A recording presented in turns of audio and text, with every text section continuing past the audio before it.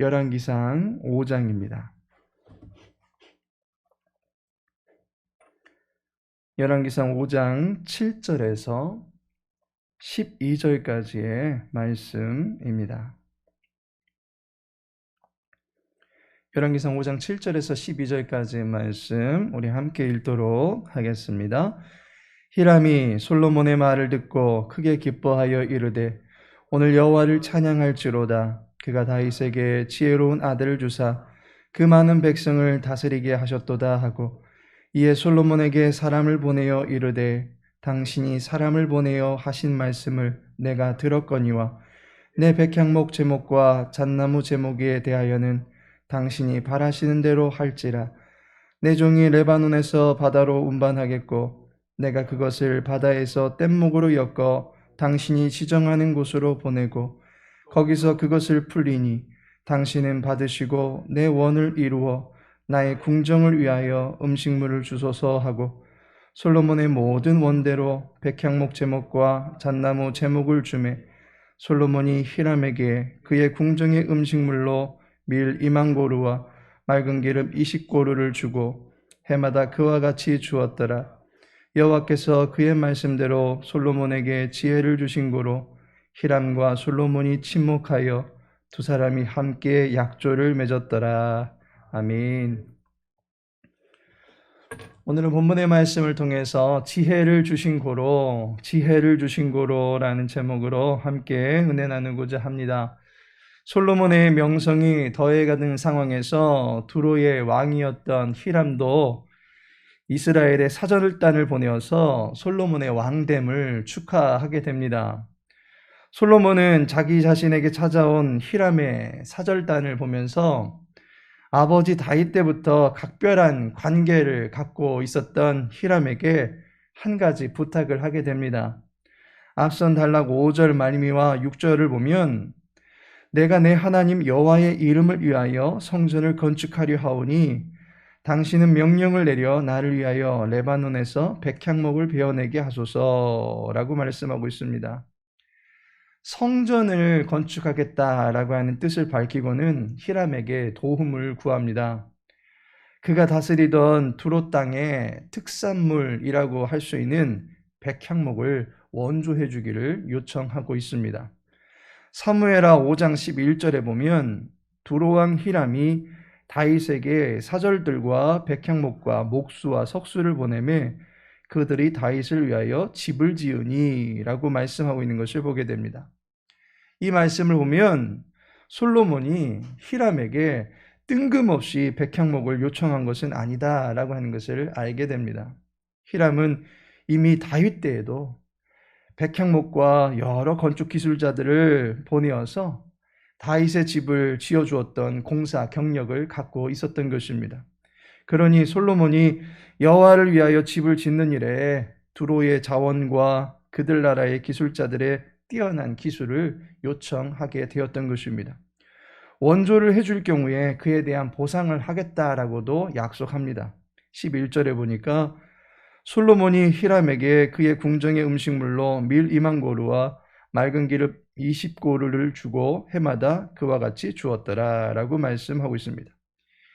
이러한 거래가 두 나라 간에 어찌 보면 윈윈 정책이 될 것입니다. 솔로몬은 고급 자재와 고급 기술을 원조받게 되고 히람은 풍성한 소출이 가득한 이스라엘로부터 식량을 공급받는 거래가 성사가 된 것입니다. 결국 두 나라 간의 조건이 맞아 떨어져서 성전 공사를 위한 협약이 체결이 됩니다. 본문은 이 사건을 두고 이러한 결론을 내립니다. 12절에 보니 여호와께서 그의 말씀대로 솔로몬에게 지혜를 주신 고로 히람과 솔로몬이 친목하여 두 사람이 함께 약조를 맺었더라 라고 말하고 있습니다.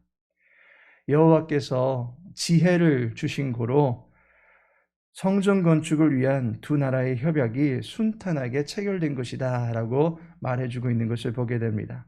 이것을 통해서 우리는 여호와의 지혜가 구체적으로 어떻게 나타나고 있는지를 볼 수 있게 됩니다. 여호와의 지혜가 어떻게 나타났습니까? 첫째로는 공평함으로 나타나더라는 것입니다. 솔로몬과 히람 간의 외교가 어떻게 이루어진 것입니까? 일방적으로 백향목을 착취한 것이 아닙니다. 그렇다고 반대로 하나를 주고 10개를 가져가는 듯한 방식으로 불공평하게 이루어진 것이 아닙니다. 그에 상응하는 합당한 보상과 보응을 주고 서로 주고받게 된 것을 보게 됩니다.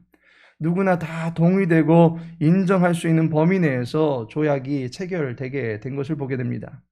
여호와의 지혜는 특정한 누구에게는 이롭고 다른 누군가에게는 거리끼는 그런 것이 결코 아닙니다.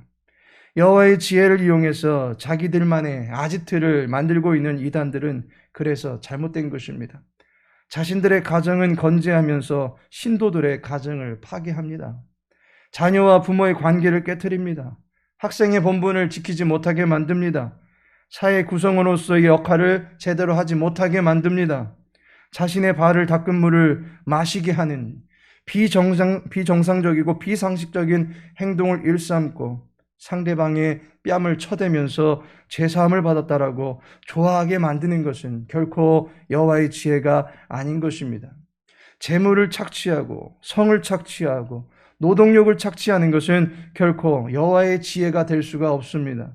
여호와의 지혜는 온 땅에 편만해서 모든 사람들이 동의되고 인정하고 그것을 따름으로 말미암아 모든 사람들의 마음 가운데 안정감이 생기게 되어지는 공평한 법칙이 되는 것입니다. 두 번째로 여호와의 지혜는 합력함으로 나타나게 되더라는 것입니다. 9절에 보니까 내 종이 레바논에서 바다로 운반하겠고 내가 그것을 바다에서 뗏목으로 엮어 당신이 지정하는 곳으로 보내고 거기서 그것을 풀리니 당신은 받으시고 라고 말씀하고 있습니다.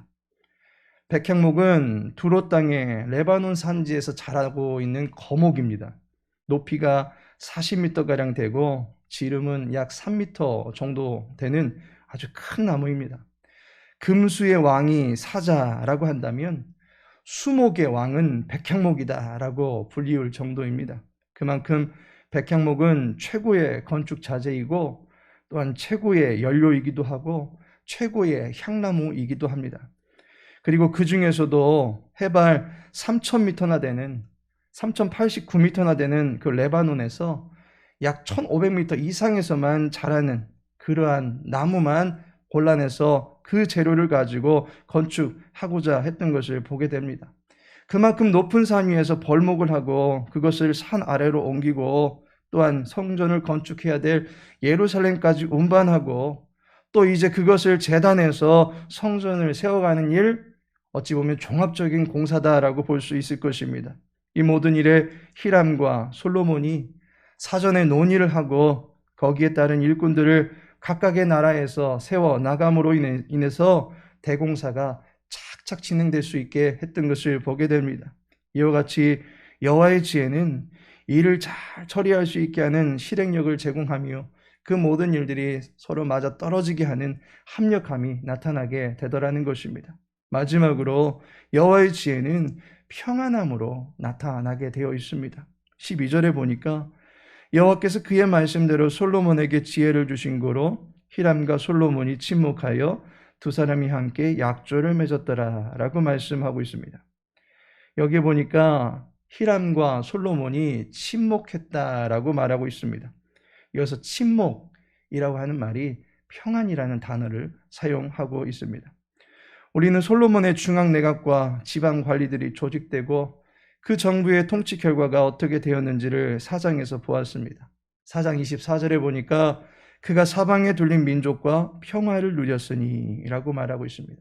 그리고 25절에 보면 단에서부터 부엘세바에 이르기까지 각기 포도나무 아래와 무화과 나무 아래에서 평안히 살았더라 라고 말하고 있습니다. 통치 결과가 평안이다, 곧 샬롬이다 라고 말해주고 있습니다.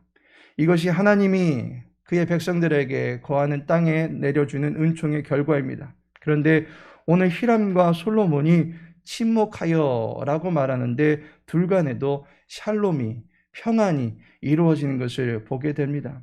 이스라엘과 두로 땅에 샬롬이 이루어지는 이 모든 일 또한 여호와의 지혜로 말미암아 이루어진 것이다 라고 볼 수 있는 것입니다.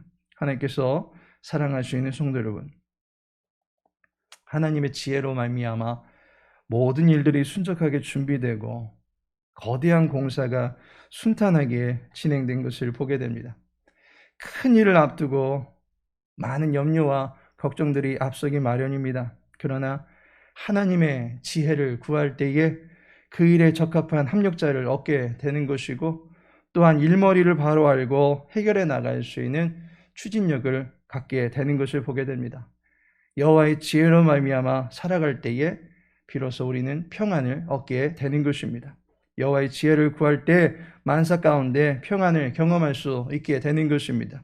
여호와의 지혜가 저와 여러분의 가정 가운데 또 우리 교회 가운데 넘쳐나기를 소망합니다. 그로 말미암아 우리와 함께 하시는 여호와의 놀라우신 은혜가 우리 교회 위에 또 여러분의 가정 위에 평안의 능력으로 넘쳐나게 되기를 예수님의 이름으로 축복합니다. 다 같이 기도합니다. 세상을 지혜로 펼쳐주시고 지혜로 정사를 살펴주시는 주님, 주님의 지혜가 우리의 범사에 우리 가정 위에 펼쳐지게 하사 우리 모든 삶이 형통을 경험할 수 있도록 인도하여 주옵소서. 주의 교회 가운데 여호와의 지혜가 펼쳐지게 하여 주시어서 주의 교회가 평안 가운데 든든하여 서갈 수 있도록 인도하여 주옵소서. 아버지 하나님, 생각지도 않은 뜻밖의 사건 사고들로 인해서 마음고생하고 힘겨운 인생을 하루하루 살아가는 주의 백성들을 불쌍히 여겨 주시옵소서. 주님의 지혜를 갖게 해 주시어서 모든 일 앞에 담대하게 대처할 수 있도록 도와주시옵시고, 어떤 말로도 어떠한 상황에서도 마음 상하지 아니하며 주눅들지 아니하며 용기 백배여 일으킴 받을 수 있는 주님의 용사들이 다 되어줄 수 있도록 은혜 베풀어 주시옵소서. 오늘 하늘의 모든 삶을 주님께 의탁하오며 예수님의 이름으로 기도합니다. 아멘.